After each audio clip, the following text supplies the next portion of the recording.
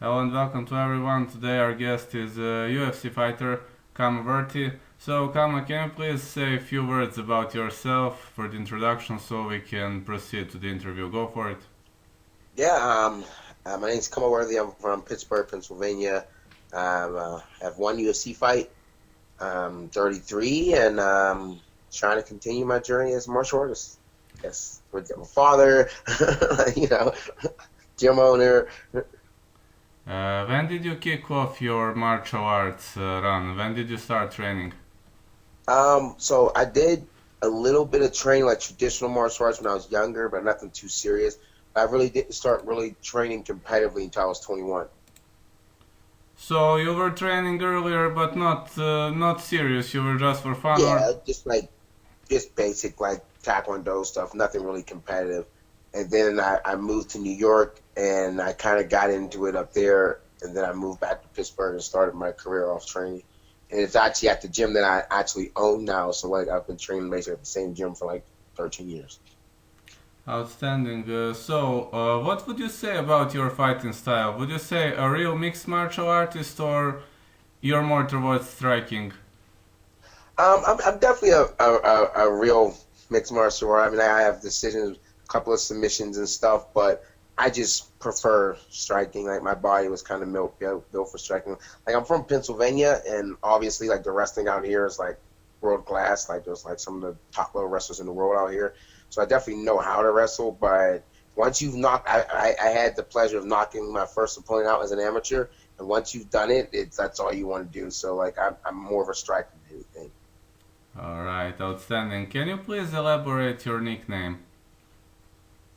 The Death Star. So it just happened to come like my first, like I said, my first fight. I hit this guy with this uppercut, and it seriously just looked like his head blew off. He like fell back. His feet were still standing, and someone said it looked like he got hit by a death, like a laser from the Death Star, and it kind of just stuck from that, and it just grew and grew, and then it just went on from there, and now it's like stuck, and like I can't get rid of it. I can't make any merchandise because Disney will sue me. So, your first amateur fight was a knockout victory, right? And Yes. from your amateur career, can you pinpoint to the hardest fight? Say that again. Uh, can you pinpoint to the hardest fight from your amateur career, please? Uh, that was such a long time ago. Hardest fight. There was a guy that I fought. I think his name was Joey Goyette. He was tough. He was a good grappler, good striker, and I had to really think a lot, like to beat him. I think that was like my seventh amateur fight, seventh or sixth amateur fight. I think that was my hardest one for amateur. So, who's coaching you now? I actually have my original MMA coach, Dave Sachs. He's trained. He was a professional fighter. He's trained at American Top Team. He's trained with Challenge Blaze in Chicago. And he actually runs my fight team here at my gym. My boxing coach is Chris Williams. He has me and me and the rest of my MMA team. He also has a professional, couple of professional boxers. He has the biggest name he has is Bill Hutchison. He actually supposed to have a big fight coming up in Abu Dhabi, I think, and it was supposed to be in June until all this COVID shit happened. And then my my head striking coach is a guy called Master White Fang. He's like his real name is Dan, but he's like the world striking best secret. As I start growing in the UFC, I think people are going to find out a little bit more about him, and like they're going to start coming to like actually work with him because he's a world class kickboxing instructor that people like. He just didn't pursue it when he was younger. Like he did a little bit, a couple of pro fights, and that's really it. Like way back before it was really big, but he's phenomenal at it. He's really good coach, and he's a really big part of the reason I am the type of fighter I am and stuff. So eventually, as people start looking him out and stuff. He's like a real quiet guy with glasses on, kind of nerdy, but he's a freaking ninja. Yeah, never judge the book by its cover, definitively. Can you discuss your first professional fight? My first professional fight, I got choked out. It was against George Comer, I believe it was, and I remember I went in there and I was doing good, and I let him get to my back, and I kind of relaxed a little bit because he hadn't had any finishes, and he put the rear naked in, and my ass tapped out. So in your next fight, you won, right? Yes. Excellent. Alright, you fought Paul Felder. So what do you Yeah. think about Paul Felder as an opponent? What's your thoughts on him?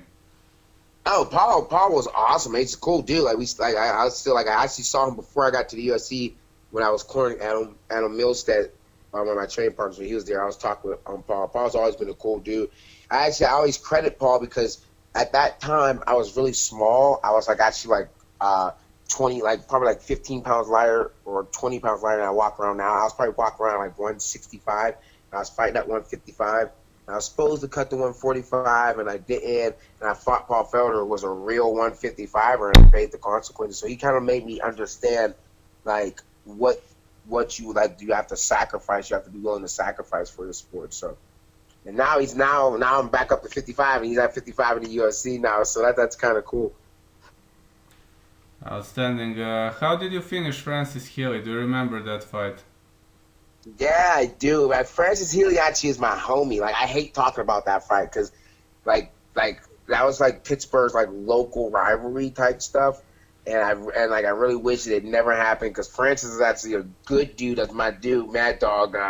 Whenever I see him, we sit there and we talk for like an hour and stuff. We bullshit. So, but yeah, I think I was an uppercut. I kind of would have uppercut in that fight because he was always so much. He was really short for 45 and stuff. But that's my dog though. So even today you're close friends, right? Oh yeah, like that's like I say, if I see him, like the last time I saw him, we were at the Giant Eagle.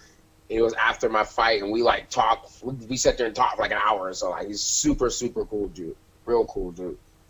So the fastest finish of your career, correct me if I'm wrong, it was against Jacob Butler, right? Yes. Uh, was it 26 or 27 seconds or? Yeah, I think it was 26 seconds. How did you finish him? A whole bunch of chaos shit. Like he came out and like I had a switch up of an opponent that I was actually supposed to fight Cody Stanman, and it was at 45. That was before Cody Stanman dropped to 135, and he had to pull out, and Jacob Butler was the replacement, and like he just came in, he switched to southpaw, and I teeped him, and I stepped around, he threw a heavy punch, and I hit him with a cork jab, and I hit him with an uppercut, and that was the fight. I actually hurt my toe jumping on the cage afterwards. Fabulous. Actually, my last interview was with Matt Bessette, and you fought him too. What do you think of him as an opponent? Oh, Matt Bessette's solid, dude. He was tough. Like if you watch the fight, like he took some solid punches from me. He was a real veteran. Like that was one fight that like I always have reasons for like why I lost and stuff like that. In that fight, I just got outclassed. He just figured out. I did my agenda that I wanted to do, and he figured out ways to untweak it. And I got frustrated, and I paid the cost for it. But he's a solid guy. You mentioned you have few submission finishes. How did you choke out Adrian Villaka, or Villaka, however is his last name? I think it was rear naked choke. Yeah, he was like, even when I get my submission wins, it's usually because I punch you really fucking hard, and then people do something goofy, and I get a submission. My thing is, if I have the wherewithal to go for a submission, I have the wherewithal to punch you, so I'm going to choose to punch you. Like, if I'm on your back, I'm not going to look to choke you. I'm going to look to elbow you in your ear, and then maybe make you give me submission. Like, I hate seeing guys, like, on people's back for, like, 3 minutes and not getting a submission. It's just a waste of fucking energy. If I'm on your back, I'm, like, smashing elbows down into your ear, smashing elbows down into your pecs. I'm punching you. I'm trying to roll you. I'll give up position, give up submission attacks just to get to a position where I can elbow you and punch you, because that's just how it is. But if you give me a submission, I'm not going to not take it. It's excellent, definitely. So, you fought many fighters professionally, many very good fighters. I know this is a hard question, but who was your most difficult professional opponent? Easy. I say it all the time. Reggie Mayweather. He's my dude, too. That's my homie as well. We fought. I beat him. Went to decision with him. He's still a super cool dude. Reggie Mayweather was like hitting the fucking, like, I threw everything on him. the fucking kitchen sink. I kneed him, I punched him, elbow and everything. He just wouldn't go away. He was just like a zombie. It was scary shit, man. Like he was definitely my worst fight, hardest fight. In your UFC debut, alright, you had one UFC fight, but that hook landed out of nowhere. How did you surprise your opponent? I mean, I think like especially since we had trained before, and like I think people get caught up in the whole you're in the UFC thing. Like there's a lot of really phenomenal guys that aren't in the UFC that can smoke guys that are in the UFC. Like all because you're in the UFC doesn't it just means you were at the right place at the right time. Like I watch a whole bunch of guys in the UFC, and there's guys in my gym that will smoke them in the blink of an eye. You know what I mean? So I mean, for me, I think I just capitalized properly and just did what I was supposed to do. And I mean, like, I think I surprised everyone else. I didn't surprise myself. I knew what I was capable of. I mean, I was on a five-fight win streak. I've been fighting for fighting pro for like 12 years. I'm a veteran. I've had a lot of fights. I've fought a lot of tough people. I've beat a lot of tough people. I've lost to tough people. I've been through wars. I've had to fix myself and correct things and come back. So someone like that is really super dangerous. The undefeated guy, he's dangerous, but he hasn't been pushed to the edge yet. The guy that's been pushed like Alistair Overeem to me is those are the scary guys. Guys that's been pushed to the edge and they can come back. Those are the guys that are most dangerous. So your next upcoming fight is against Luis Pena. Luis Pena is, from what I've seen, he is very much a different type of a fighter. So what can you say about the upcoming match? I think he's tough, man. He's a solid fighter. He has good wrestling, has good jiu-jitsu, has good striking. Like, I mean, I'm looking to like try to look, force him to make some mistakes and stuff again. Like that's just how I like to fight. I'm really cerebral with my approach, and I've been working on some different things we're gonna pull out, and I just make sure everything stays tight. Like it might be like a 3-round war. I'm looking at it maybe being that, so I'm making sure I'm in really good shape, staying at the top of my shape, make sure my weight cut's staying under control. I mean, we're both taking this fight on like 2.5 weeks, 3 weeks. You know what I mean? Like so. It's all going to be about it's a war nutrition, and those are what I like. Well, I'm sure you're gonna put on a great show. As every single time I watched you, the fight was super fun to watch. So it was very, very fun. And the last question: would you like to add something? Maybe greet someone, and would you like, please, to describe how is it actually to cut weight during the pandemic? Is it harder or? So I actually own a gym, the Academy of Martial Arts and Fitness, and I was actually, so like my last fight that was planned, I was supposed to fight Ottoman Oddstar on April 18th, but that whole card got canceled. I was supposed to move my gym 10 days after, so everything in my life just got flipped on top of each other. You know what I mean? Like I didn't have the money to do everything got messed up, so I had to do it all differently and approach it differently. But as of COVID-19 training, I've just been like isolating myself with like certain trainers and stuff.